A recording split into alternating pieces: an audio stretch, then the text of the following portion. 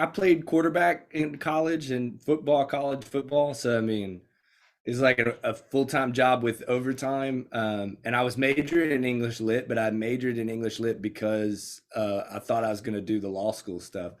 And until I took that creative writing class, like that changed it all. And when I wrote this, it was so I'd head coached for 2 years, got out and went and was an assistant offensive line coach for my last year. Like I just was like, okay, I thought I kind of like weaned myself away from it. And I was teaching English and I had this lunch break that tied into a prep period. So I had like an hour and a half, but I was already writing then. And all the coaches, like I'd write in the field house with big headphones on and they'd be like, English boy, they'd call me like mean names and stuff.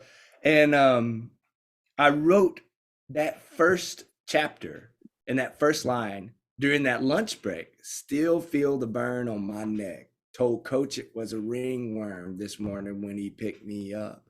You know, um, and I'll remember that voice because it's a very particular voice. Billy Lowe is described as a sawed-off white boy with tree trunk thighs. He's a running back, but he's got this really unique vernacular that I hear, and I've taught now in ALE, like alternative learning classes. So kids again that are in high poverty, he's a white kid, but he listens to hip hop. It greatly influences the way he speaks. And so it's this kind of mix of like, the hills and not MTV because MTV is not a thing anymore, but like what I'm trying to say. And so I heard it because I've been hearing it and I found the rhythm for it on the page. And yeah, I mean, like that cigarette burn. I mean, we'd have players with all sorts of stuff. They're playing football. They could have been at a bonfire and somebody stuck a black and mild in somebody's neck and thought it was funny. But I saw something like that one day, and it hurt and it had taken these kids home so many times to the trailers and the places that they were, that it all just kind of bled together there to become Billy. I think Trent's motive. So, like that part of your question about Billy has potential to play. He's not going to be playing on ESPN, but a Division II college, which is like where I play, and he sees this and he tells Billy this, and it kind of makes sense to Billy. And then I think as the novel progresses, what we see is Trent, just like with everything else, realizing that are his motives actually clear? Are his motives actually pure, I guess? Because he's told him this in the beginning with pure motives. Like, here's a boy who, if he can just make it to college, then maybe he's out of this cycle. But as the tension heats up in the book, we start to see Trent using this as as a carrot, as something to get Billy to do what he needs him to do and I think that's a good metaphor for high school coaches and scholarships and all of those things. There's a lot of kids who, yes, it could really help them, but there's also a lot of coaches who use that, in ways that may not be the exact best way. I've coached at 3 different locations, 3 different schools, and I think every place that I coached, one of the coaches on the staff had a student athlete who lived with them like during that season. Like that's just how prevalent that is. And it's a funny thing, right? Because had that kid not been a star athlete, would they be living with these people? But it's also, these people are giving their time, their money, their heart, to give this, usually all the time, a poorer kid, poverty stricken kid with crazy home life. They're getting them out of it. They're giving them stability so they can go score touchdowns, for the team on Friday night.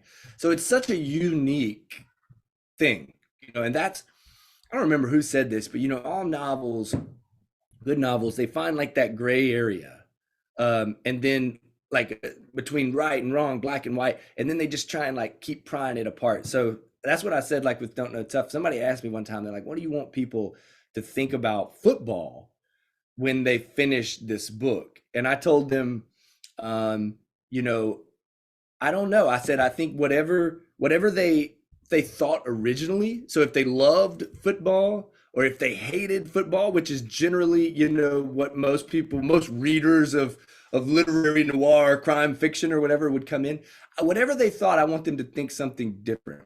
by the time they finish. So here's how funny Arkansas is. I can't remember who, Donald Harrington maybe said this, that like Arkansas, there's maybe Little Rock is like one of the few places where it's like that's pure Arkansas. I don't know, but what he was saying was like whichever, like it's almost like a square, and whichever side you go to, like if you go to eastern Arkansas, it's like Mississippi. You know, if you go to southern Arkansas, it's like Louisiana. If you go to western Arkansas, it's just like, you know, Oklahoma. And then like, and then so what I was saying with that is like I live in the River Valley, but my parents are about 6 miles north of me in a place called Dover. And when you drive through Dover into town, it says, "Welcome to Dover, gateway to the Ozarks." And they happen to be the Dover Pirates, you know. So if you're a reader of Don't Know Tough, you'll know the Denton Pirates, you know, are there.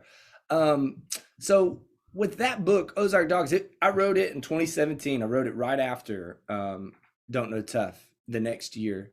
And I guess I was clicking into more. I mean, it's more of a straight line thriller. You know, it's more of there's no dead body that you're trying to figure out what happened.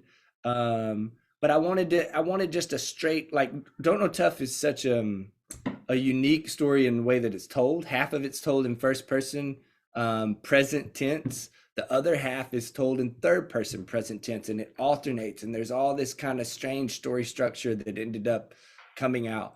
And it's like with Ozark Dogs, there are four letters that Joanna Fitzgerald is writing to an inmate, that you kind of break up the structure with. But other than that, you know, it's just third person, past tense, and we do have a lot of point of view shifts, but it's just a go get them kind of story. And I think that's what it was the most for me. You know, was wanting to paint like right out my window here. There's a big nuclear power plant tower. You know, just like that's in the end of in the end of Ozark Dogs. Not any spoilers, but I just wanted to take a lot of that unique Arkansas stuff and tie it all into its own kind of thriller. You know, because yeah, that's one thing about being Arkansas, man. Is I mean, you don't see Arkansas much on like a national scale. Like Arkansas is one. I remember I went to school in South Florida for a year. Or anytime I tell people I'm from Arkansas, and they're like, they literally say like, "Is that a state?" You know, it's one of those things like where they're like, "Is that a state?"